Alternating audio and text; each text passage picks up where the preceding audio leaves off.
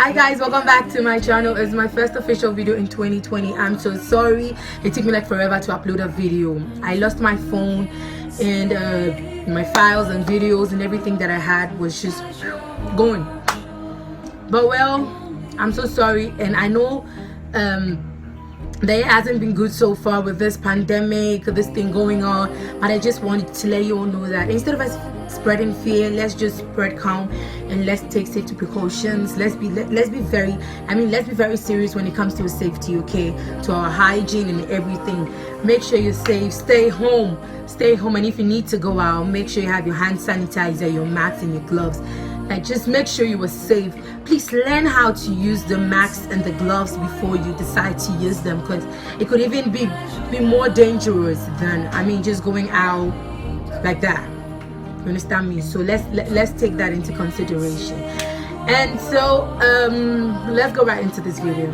So this video is the title says how I got to know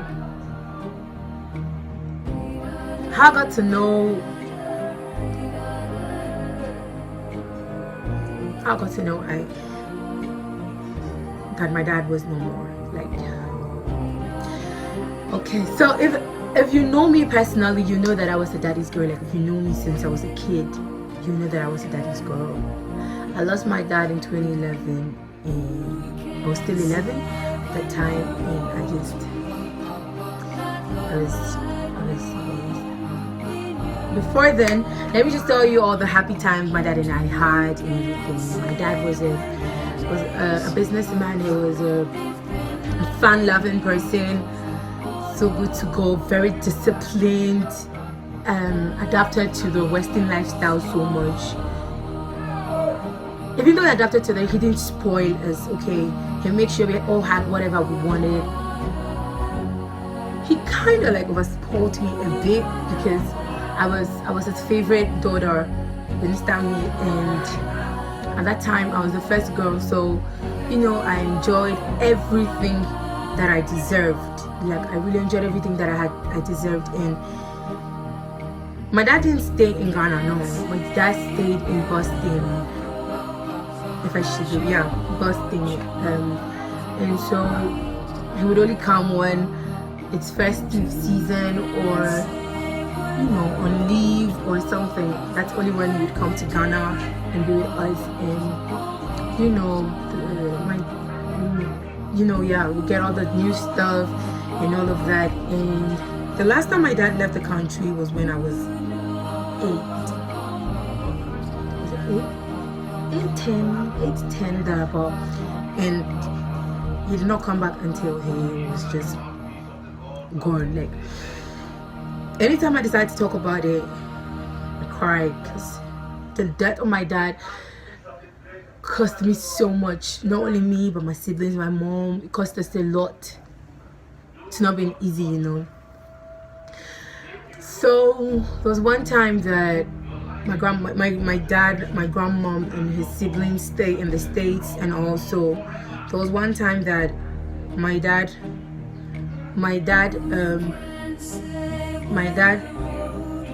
got sick.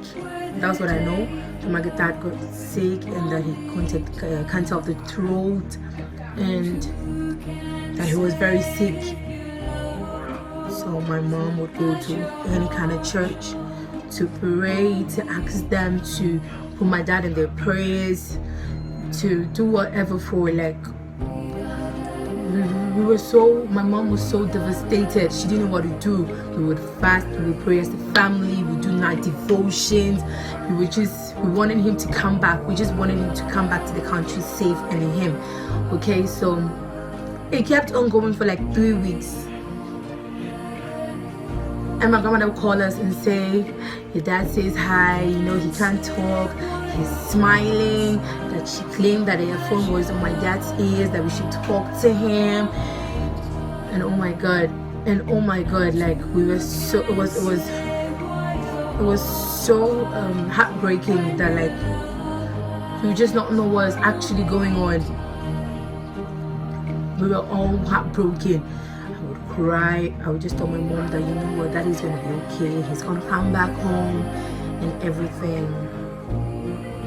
And then one fateful night, my mom's family called for a meeting. So my mom closed from work and we all moved to the family house. That's my mom's father's house. And we were there and the elders were having their meetings and my mom was inside with them.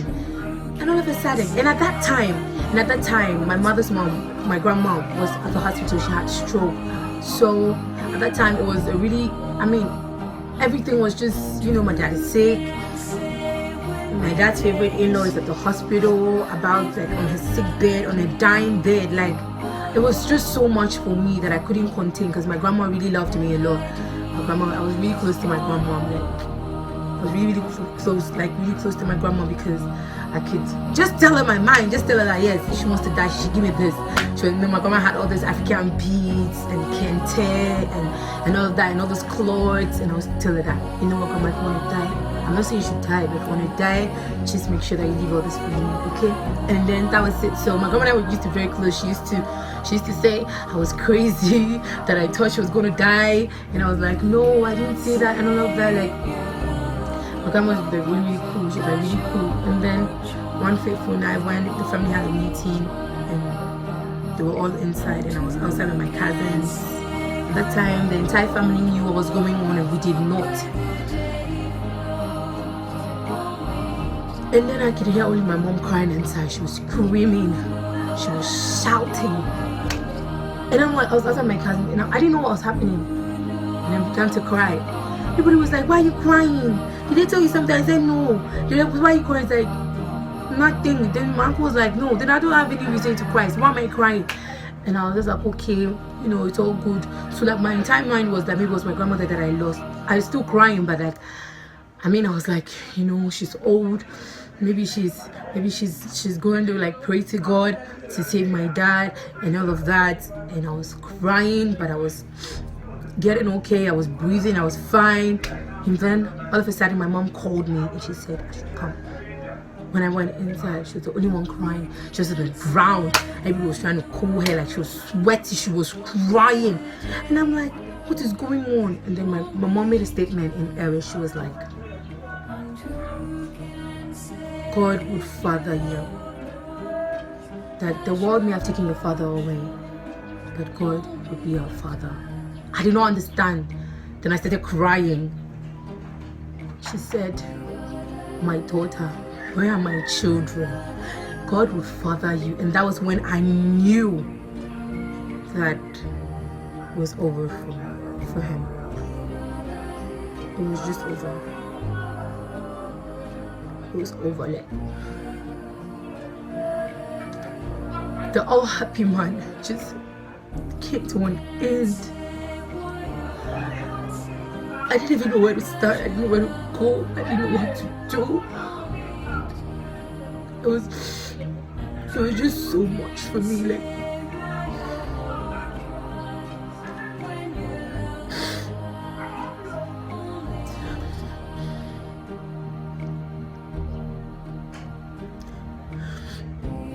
it was so much for me to bear.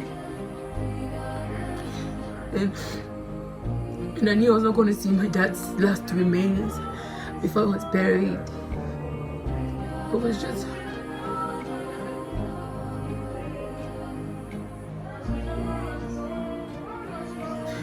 it was just too much.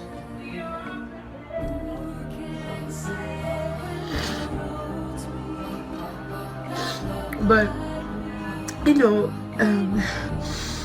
was too much for us to bear, but we all still believe that yes, maybe he had a reason to give up, because he had a reason to just, because I knew he was suffering, he was going through so much pain, and then he just wanted to be free of all those pains.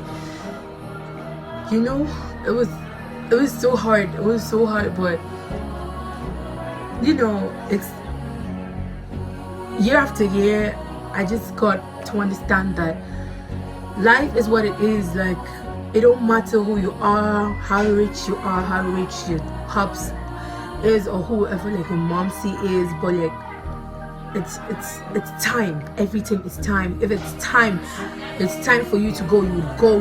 And that is why every day I live and I appreciate everything that comes to me. when my dad died, I knew that it was that it got to the time where I had to realize that I had to grow up so quickly. I did not enjoy my teenage life because I was basically trying to raise up money to help my mom's health, and since then my mom has had her health. I just like, my mom just became very sick till today. She's sick. She's always sick. Like, I think it was the heartbreak and the pain. She used to cry and say, she called my dad's name, Cubby, who did you leave these children for?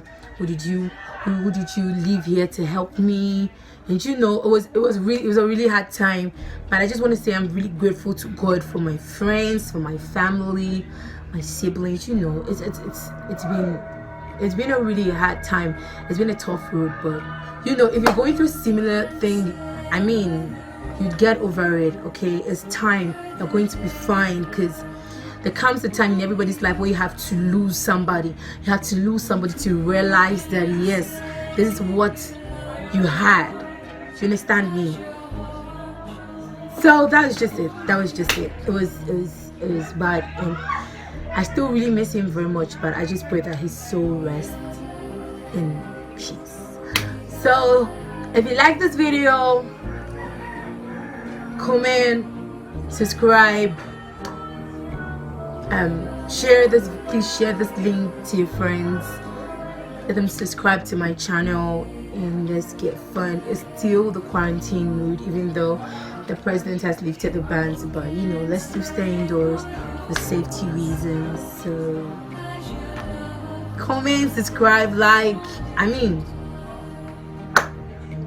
sure, just do something about it.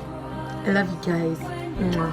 Thank you so much for sticking with me, and I'm gonna be dropping the next video very soon. I'm gonna be dropping my videos back to back, so stay tuned.